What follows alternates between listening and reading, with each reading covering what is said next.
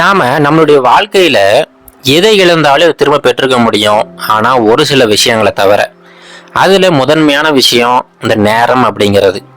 ஒவ்வொரு வினாடியுமே ரொம்ப முக்கியமானது. ஒரு வினாடியை நீங்க இழந்துட்டீங்கன்னா அந்த வினாடியை திரும்ப நீங்க பெறவே முடியாது. இந்த மாதிரி நேரத்தை வீணடிக்கிற ஒரு நபரோட சின்ன கதையை தான் நீங்க நம்ம பார்க்க போறோம். முன்னொரு காலத்துல ஒரு இளைஞர் வெற்றிகரமா ஒரு ஆபீஸ்ல வேலை செஞ்சுக்கிட்டு இருந்தாரு. அவருடைய வாழ்க்கையில எல்லா விஷயங்களுமே நல்லா தான் போய்கிட்டு இருந்துச்சு.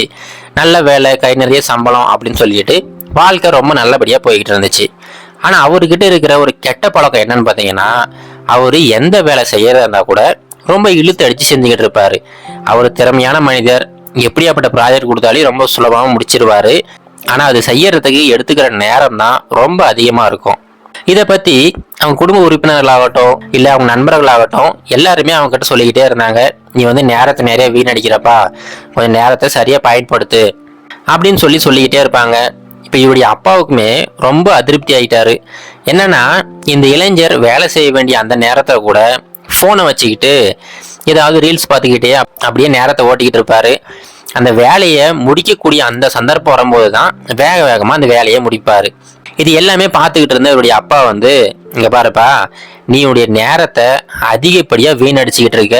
இப்படி வீணடிச்சுக்கிட்டு இருந்தீங்கன்னா கண்டிப்பா கொஞ்ச காலம் கழிச்சு இதுக்கு ரொம்ப வருத்தப்படுவ. அதனால சரியா பயன்படுத்தப்பா அப்படின்னு சொல்லிட்டு அவருக்கு தெரிஞ்ச வகையில அவர் அட்வைஸ் பண்ணிட்டு இருக்கிறாரு.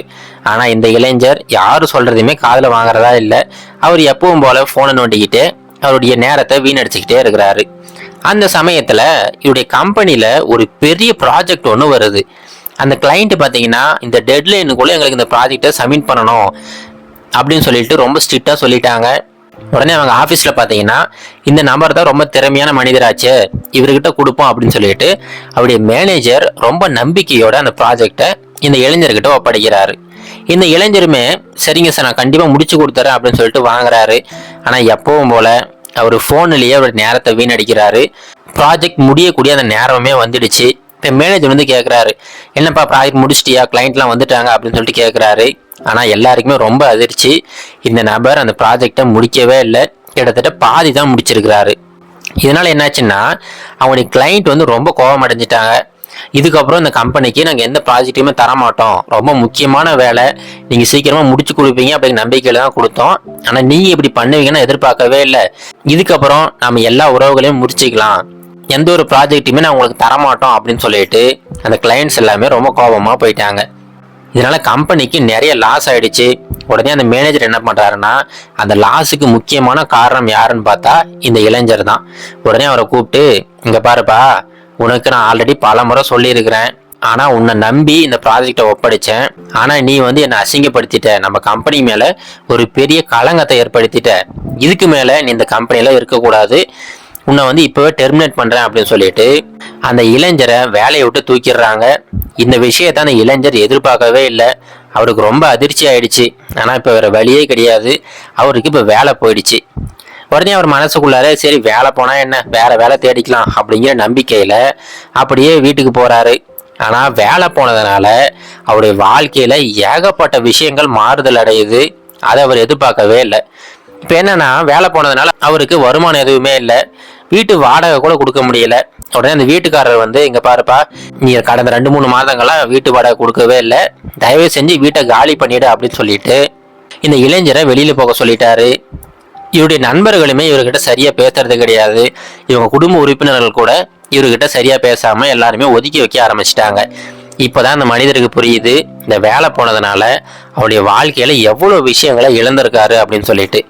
அந்த சமயத்துல அவருடைய அப்பா ஒரு யோசனை சொல்றாரு, இங்க பாருப்பா, நீ இப்ப ரொம்ப மன உளைச்சல்ல இருப்ப, நீ பேசாம ஒண்ணு பண்ணு, கொஞ்சம் துணியெல்லாம் எடுத்துக்கிட்டு அந்த வீட்டை காலி பண்ணிடு, கிராமத்துல நம்மளுடைய வீடு ஒண்ணு இருக்கு, அங்க போயிட்டு கொஞ்ச நாள் தங்கிட்டு வா, உனக்கு மன அமைதியாவது கிடைக்கும் அப்படின்னு சொல்லிட்டு இந்த இளைஞரை அவனுடைய கிராமத்துக்கு அனுப்பி விடுறாரு. இந்த இளைஞருமே சரி இப்ப எனக்கு ரொம்ப வருத்தமா இருக்கு, நானுமே இதுல இருந்து கொஞ்சம் பிரேக் எடுத்துக்கிறேன் அப்படின்னு சொல்லிட்டு கொஞ்சம் துணிகள்லாம் எடுத்துக்கிட்டு அவங்களுடைய கிராமத்து வீட்டுக்கு போயிடுறாரு. கிராமம் அவ்வளோ அழகா இருக்கு, ரொம்ப அமைதியா இருக்கு. அந்த அமைதியான சூழ்நிலையில அப்படியே கொஞ்சம் நாட்களை கழிச்சுக்கிட்டு இருக்கிறாரு. கிராமத்துல அவருக்கு செய்யறதுக்கு எந்த வேலைகளுமே இல்லை. காலையில எழுவாரு, ஏதாவது கொஞ்சம் சமைச்சு சாப்பிடுவார்.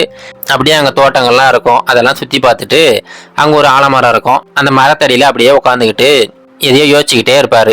அப்படி ஒரு நாள் இவர் அந்த ஆலமரத்தடியில் உட்காந்து யோசிச்சுக்கிட்டு இருக்கும்போது அந்த வழியா ஒரு சென் துறவி ஒருத்தர் போய்கிட்டு இருந்தாரு. அவரு இந்த இளைஞரை பார்த்த உடனே இவர் பக்கம் வந்து, என்னப்பா ஏன் என்னாச்சு, உன் முகம் வந்து ரொம்ப வாடி இருக்குது, என்னாச்சு என்ன காரணம் அப்படின்னு சொல்லிட்டு அந்த சென் துறவி இந்த இளைஞர்கிட்ட கேட்குறாரு. உடனே இந்த இளைஞர் சொல்றாரு, ஐயா உங்ககிட்ட சொல்றதுக்கு என்னங்க, என் வாழ்க்கையே தலையில புரட்டி போட்ட மாதிரி இருக்கு. ஒரு பெரிய புயல் வந்து என்னுடைய வாழ்க்கையவே நாசம் பண்ணிட்டு போயிடுச்சு. ஆனா என்னன்னா அந்த புயலுக்கு காரணமே நான் தான் அப்படிங்கிறத இப்பதான் என்னால உணர முடியுது அப்படின்னு சொல்லிக்கிட்டே இருக்கிறாரு. உடனே அந்த துறவி வந்து இந்த இளைஞர் பக்கத்துமே உட்காந்துக்கிட்டாரு. சரிப்பா உன்னுடைய முழு கதையும் சொல்லு, என்னன்னு கேட்குறேன் அப்படின்னு சொல்லிட்டு அவர்கிட்ட எல்லா விஷயத்தையுமே கேட்குறாரு. உடனே இந்த இளைஞருமே நடந்த எல்லாத்தையுமே சொல்றாரு. அதுல முக்கியமா பாத்தீங்கன்னா அந்த வேலை போனதுக்கு இவர் ப்ராஜெக்ட் முடிக்காத காரணம் கிடையாது, ப்ராஜெக்டை சரியான நேரத்தில் முடிக்காததான் காரணம்.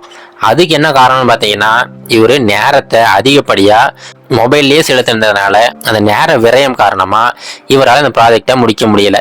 எப்படி சுற்றி வளைச்சு பார்த்தாலுமே அந்த நேரத்தை வீணடிச்சது தான் முக்கியமான காரணமாக இருக்குது.